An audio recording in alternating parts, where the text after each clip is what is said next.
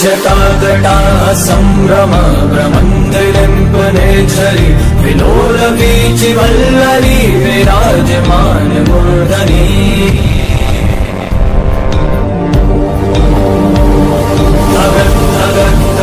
ज्वलल्ललाट पट्ट पावके किशोर चन्द्रशेखरे रति प्रतीक्षणं मम।